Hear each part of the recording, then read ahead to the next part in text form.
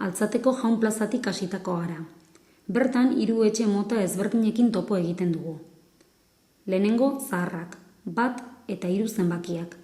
Zurezko egituradun fatxadarekin, beheko solairua eta 2 altuera. Plazako zaharrenak dira eta hiriko beste askorekin bat egiten dute, baita baserriekin ere. Beheko solairua beti harlangaitzezko hormaz eginiko fatxadaz, hazienda behiak jasotzeko erabiltzen zen.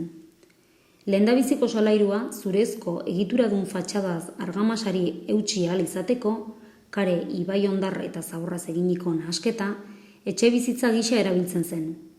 Bigarren solairua, ganbara edo bigarren goia, adreilu trinkoari eusten dion zurezko egituradun fatxadarekin belarbiltegi gisa erabiltzen zen.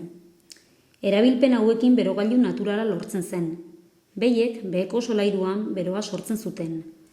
Ganbarako belarrak isolatzaile termikoaren funtzioa betetzen zuen, eta hartara lehendabiziko solairuan etxe bizitzan hain zuzen ere, neguan tenperatura atseginagoaz gozatzeko aukera izaten zuten.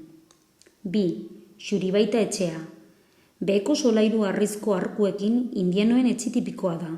Izen hau ematen zitzaien indietara emigratzen zutenei, hau da, Ameriketara joaten zirenei.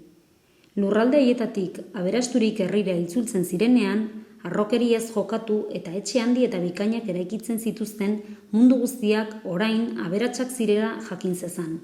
Nabarmentzekoa da jatorrizko etxearen albo bateko harrizko arkua eta arkuaren gainaldeko balkoia. 3. Familia beratar dezentek mugan dituzten merkataritza establezimenduetan lortutako diru sarrerei esker, berako etxe zaharrasko erosiak eta zaharberrituak izan ziren, herrian ondare balio handia mantentzea ahalbideratu duelarik. Hauen artean, baztango xake itxurako armarridun mitxenea etxea. Arrazoi bera medio, etxe berri dezente eraiki dira.